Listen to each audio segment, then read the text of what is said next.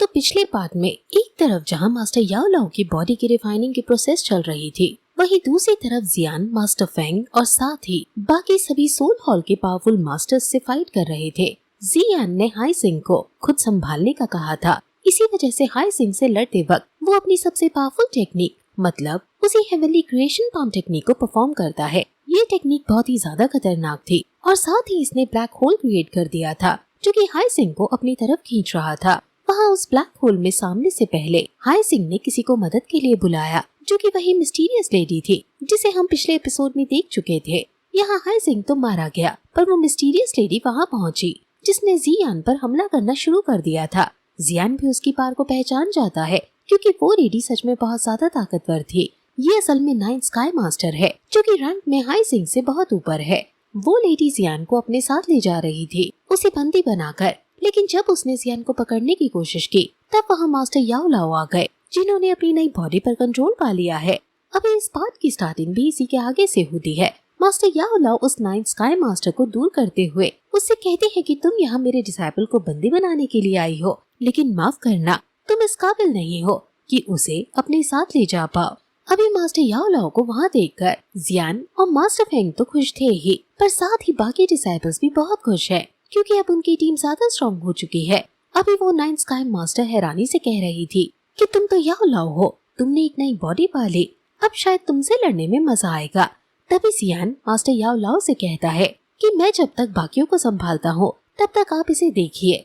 इतना कहकर जियान वहाँ से चला गया था। अभी वो मन में सोच रहा था कि मास्टर याओ लाओ से बहुत ही मिस्टीरियस और पावरफुल एनर्जी महसूस हो रही है, ना जाने वो किस लेवल पर पहुंच चुके होंगे। हालांकि वहाँ 9th स्काई मास्टर वो लेवल ऑलरेडी गेस कर चुकी थी।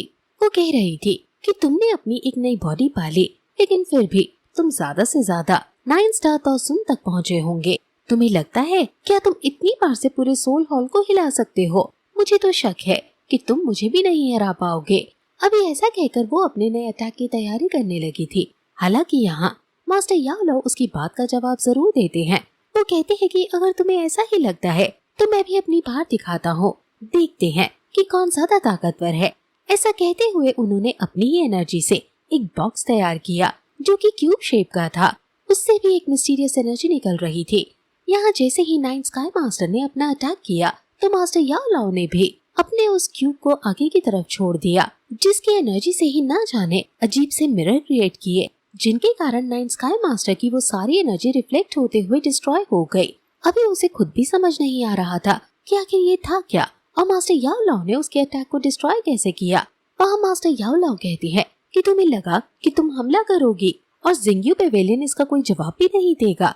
तुमने आज यहाँ आकर बहुत बड़ी गलती की है, माफ करना, पर आज यहाँ से कोई भी जिंदा बचकर नहीं जा पाएगा।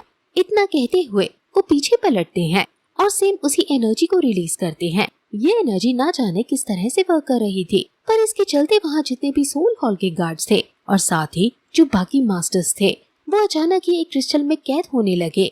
ऐसा लग रहा था जैसे वो कांच के बन चुके हों और अचानक ही फिर वो डिस्ट्रॉय भी हो गए। मास्टर याओ लाओ ने अभी उस 9th स्काई मास्टर को छोड़कर बाकी सभी गार्ड और बाकी सभी मास्टर्स को खत्म कर दिया था। जो पावरफुल मास्टर्स थे, मतलब जो स्पेस पोर्टल का इस्तेमाल कर सकते थे, वो पोर्टल क्रिएट कर भागने की कोशिश तो जरूर करते हैं, लेकिन वो कामयाब नहीं हो पाते और आखिर में सिर्फ वो 9th स्काई मास्टर ही वहाँ बचती है, जो कि अभी बहुत ही ज्यादा हैरान थी। यहाँ जियान और बाकी सभी लोग बहुत ज्यादा खुश थे। जियान अभी कह रहा था कि क्या यही है मास्टर याओ लाओ की पीक पार। इन्होंने 9th स्काई मास्टर को भी पीछे छोड़ दिया, साथ ही इतनी पार के साथ इजीली ये सीनियर हाई किंग को भी पीछे छोड़ सकते हैं। दूसरी तरफ वहाँ 9th स्काई मास्टर को अभी बहुत ज्यादा गुस्सा आ रहा था। वो कहने लगती है कि तो तुम जैसा 9th स्टार दोसुन का कल्टीवेटर हमारे सोल हॉल को कभी नहीं हरा सकता और ये चीज आज मैं साबित कर रहूंगी। इतना कहकर उसने अपने पास से एक जेट स्टोन निकालकर डिस्ट्रॉय कर दिया था, जिसके कारण वहाँ एक बहुत ही पावरफुल स्पेस पोर्टल ओपन होता है, जिससे बहुत ही टेरिफाइंग एनर्जी रिलीज हो रही थी। अचानक उस पोर्टल से एक और स्काई मास्टर निकल कर आता है, जो कि 8th स्काई मास्टर है। वो अभी बहुत ही रिलैक्स होकर वहाँ आया था और 9th स्काई मास्टर से कह रहा था कि आखिर तुमने मुझे यहाँ क्यों बुलाया, क्या आज तुम्हें मेरी जरूरत पड़ ही गई। जिस पर 9th स्काई मास्टर कहने लगती है कि सामने देखो हमारा ओपोनेंट कौन है। इस पर वो 8th स्काई मास्टर कह रहा था कि आखिर कौन है जो तुमने मुझे बुलाने पर मजबूर कर दिया। इतना कहकर उसने जैसे ही सामने देखा तो वो मास्टर याओ लाओ को देखकर हैरान हो गया। वो कहने लगा, याओ लाओ, तुमने एक नई बॉडी पा ली। अब तो इस बात में कोई शक नहीं कि तुम अपनी पीक स्टेज पर होंगे। तभी नाइन सिस्टर ने मुझे यहाँ बुलाया। इतने में ही वो नाइन स्काई मास्टर कहने लगती है कि बातें बहुत हुई, अब हम इसे सबक सिखाएंगे और बताएंगे कि एक 9 स्टार तोसुन का कल्टीवेटर हमारे सोल हॉल के सामने खड़ा भी नहीं हो सकता। अभी इतना कहकर उसने अपनी एनर्जी को रिलीज करते हुए वहाँ कुछ पर्पल क्लाउड्स क्रिएट कर दिए थे, जिनसे अचानक ही बारिश होने लग जाती है। अभी बारिश में उसका वही पॉइजनस ऑरा रिलीज हो रहा था। तभी वो एक स्काई ड्रीम, जिसका नाम क्यूडी है, वो अपने ऑरा को रिलीज कर वहाँ उन बारिश की बूंदों को फ्रीज करने लग जाता है। ये बूंदे फ्रीज होकर क्रिस्टल में बदल रही थी। असल में ये 9 स्काई मास्टर और स्काई मास्टर क्यूडी का कंबाइन अटैक है, जो कि पावरफुल है, या फिर ऐसा कह लो कि ये उन्हें लगता है, क्योंकि यहाँ उन क्रिस्टल्स के क्रिएट होने के बाद 9 स्काई मास्टर ने उन्हें कलेक्ट करना शुरू कर दिया। वो अपनी एनर्जी से उन सभी की एक बड़ी सी बॉल क्रिएट करती है, जिसका साइज जिंग्यू पेवेलियन के मैंशन जितना था। वो उस बॉल की मदद से यहाँ सीधा मास्टर याओ लाओ को टारगेट कर रही थी। अभी स्काई मास्टर क्यूडी मास्टर याओ लाओ से कहता है कि देखते हैं आज तुम खुद को बचाते हो या अपने जिंग्यू पेवेलियन को, और अगर तुम सामने से नहीं हटते तो तुम दोनों ही खत्म हो जाओगे। अब ऐसा कहकर उन दोनों ने ही वो बड़ी सी क्रिस्टल बॉल मास्टर याओ लाओ की तरफ रिलीज कर दी थी। हालांकि मास्टर याओ लाओ ज्यादा बड़ा जवाब नहीं देते, वो बस कहते हैं कि आज नहीं, और इतना कहकर अपना एक हाथ आगे करते हैं और उस क्रिस्टल बॉल को वहीं हवा में रोक लेते हैं। अभी ये चीज देखकर वहाँ स्काई मास्टर क्यूडी बहुत ही ज्यादा हैरान था। वो कह रहा था कि ये चीज पॉसिबल ही नहीं है, एक 9 स्टार का मास्टर कभी इस हमले को नहीं रोक सकता। इस पर मास्टर याओ लाओ कहते हैं कि बिल्कुल तुमने सही कहा, वैसे तो अभी भी मैं अपनी पूरी पावर का इस्तेमाल नहीं कर रहा, लेकिन तुम्हें हराने के लिए मेरी इतनी पावर ही काफी है। साथ ही वो क्लैरिफिकेशन के लिए बताते हैं कि वो बैनशिंग स्टेज पर पहुंच चुके हैं, जो कि पीक तोसुन स्टेज के बाद की नेक्स्ट स्टेज है। इसमें भी 3 स्टेजेस होती हैं, जिन 3 स्टेजेस को पार करने के बाद कल्टीवेटर दोशेंग लेवल पर पहुंचता है। हालांकि बैनशिंग स्टेज भी अपने आप में बहुत बड़ी स्टेज है, जिस वजह से वहाँ जितने भी लोगों ने ये बात सुनी सभी बहुत ही ज्यादा हैरान हो गए। वैसे वहाँ मास्टर याओ लाओ अपनी पावर का थोड़ा सा और नमूना दिखाते हैं और उस क्रिस्टल बॉल को वापस पीछे हटाकर ब्लास्ट कर देते हैं, जिससे उसके छोटे टुकड़े होकर वापस पीछे की तरफ फेंक गए थे। ये टुकड़े जाकर 9th और 8th दोनों स्काई मास्टर्स को जाकर लगे और वो दोनों ही पीछे की तरफ फेंक गए। यहाँ अभी 8th स्काई मास्टर कह रहा था कि हम इससे नहीं लड़ सकते, हमें यहाँ से निकलना होगा। इतना कहते हुए उसने तुरंत ही एक स्पेस पोर्टल ओपन कर लिया, जिससे वो दोनों भागने की कोशिश कर रहे थे। हालांकि तभी मास्टर याओ लाओ कहते हैं कि तुम इतनी दूर से यहाँ तक आए और बिना तोहफा लिए जा रहे हो। इतना कहकर वो अपनी पावर का इस्तेमाल करते हुए वहाँ उन्हें भी क्रिस्टल की तरह जमाते हैं और ब्लास्ट कर देते हैं। यहाँ उन दोनों का पावर लेवल बहुत ज्यादा था, इस वजह से मास्टर याओ लाओ भी जानते थे कि इससे वो मरेंगे नहीं, लेकिन उन्हें अच्छी खासी चोट जरूर आई है। जाते जाते एक स्काई मास्टर चिल्ला कर जाता है कि हमारा सोल हॉल इसे कभी नहीं भूलेगा और हम इस बेइज्जती का बदला लेने जरूर आएंगे। इतना कहते ही वो स्पेस पोर्टल बंद हुआ और जिंग्यू पेवेलियन की इस लड़ाई में जीत हुई। यहाँ जब सभी मास्टर याओ लाओ के पास आ रहे थे तो जियान भी आने वाला था, पर इतने में ही उसका वो डेमन पपेट उसके पास आता है। जियान देखता है कि वो अब ज्यादा समय तक उसका इस्तेमाल नहीं कर पाएगा। हालांकि अभी के लिए वो उसे अपने पास रखकर यहाँ मास्टर याओ लाओ के पास आता है। अभी मास्टर याओ लाओ का ध्यान जियान पर नहीं था। जियान कहता है कि आप क्या सोच रहे हो, जिस पर मास्टर याओ लाओ कहने लगते हैं कि अगर मेरा फाउंडेशन अभी पूरी तरह से स्टेबल होता तो उन दोनों को मैं जिंदा वापस नहीं लौटने देता। जियान कहता है कि कोई बात नहीं, अगर आप सही टाइम पर नहीं आते तो हमें बहुत नुकसान झेलना पड़ता। ये नुकसान कुछ भी नहीं है, इसे हम फिर से ठीक कर सकते हैं। ये बात मास्टर याओ लाओ को भी सही लगती है।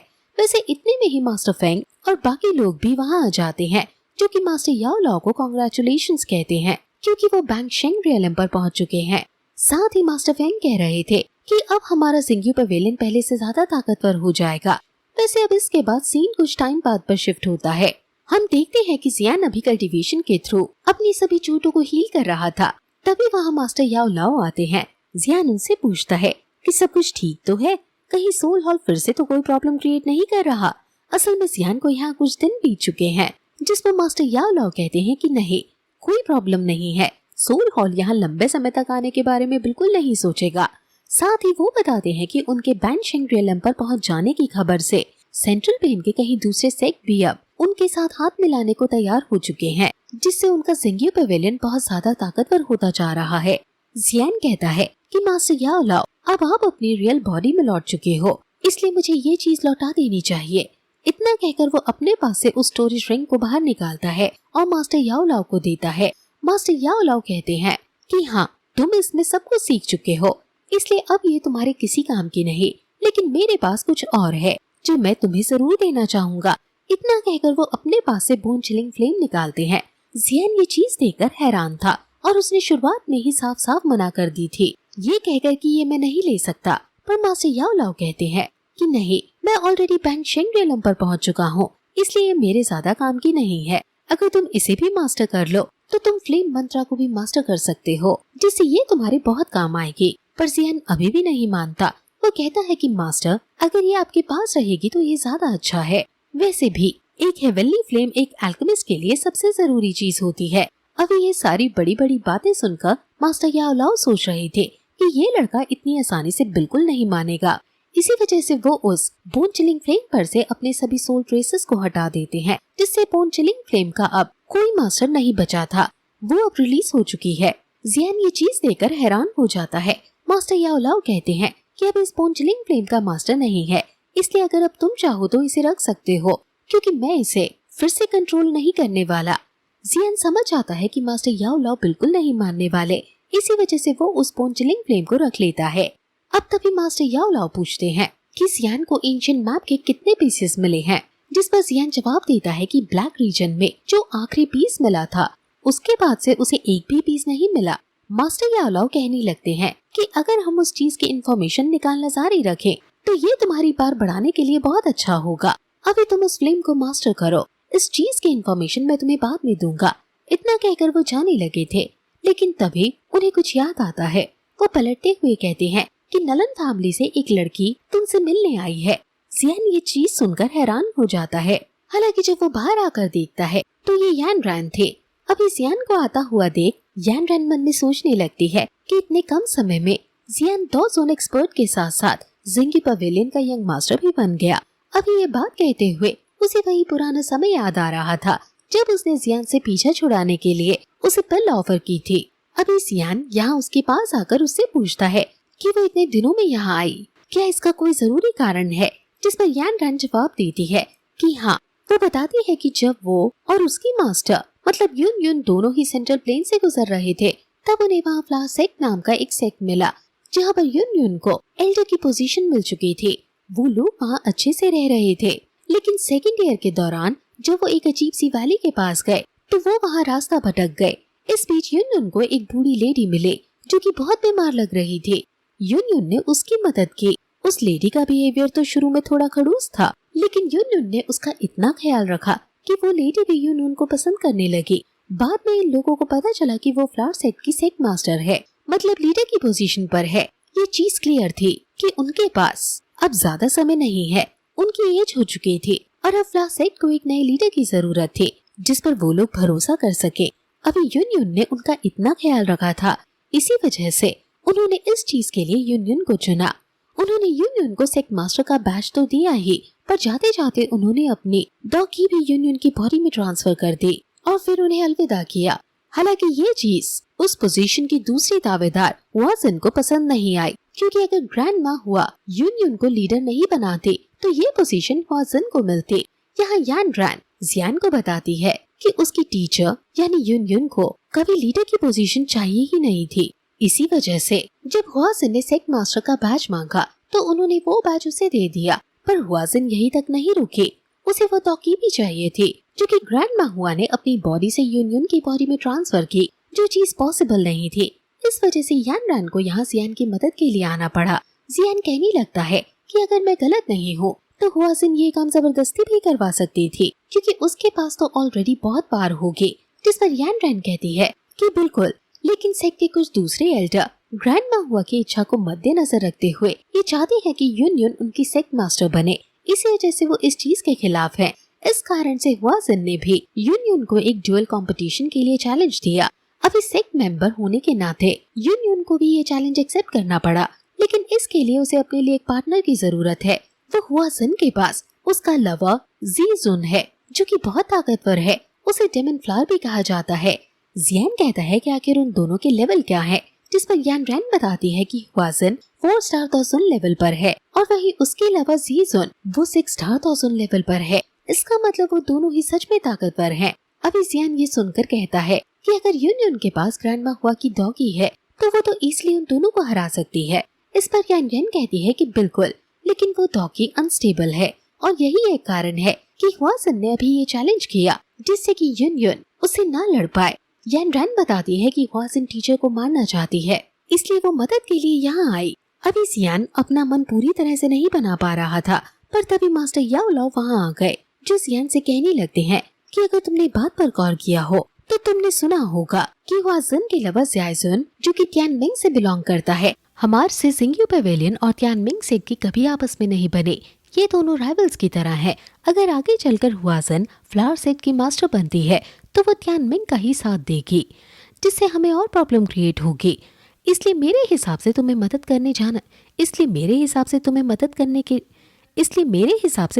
करने जाना चाहिए, क्योंकि मेरे हिसाब से यूनियन एक अच्छी एली बन सकती है हमारे लिए, जिस पर हम भरोसा कर सकते हैं। अभी ये सुनकर जियान भी इस चीज के लिए मान गया था।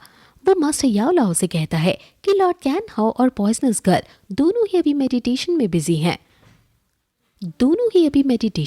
हैं। इसलिए मैं सिर्फ किंगलिन को अपने साथ लेकर जाऊंगा। जिस पर मास्टर याओ लाओ कहते हैं कि ठीक है, मैं भी उन दोनों की मदद करूंगा उनकी पार को जल्दी बढ़ाने में।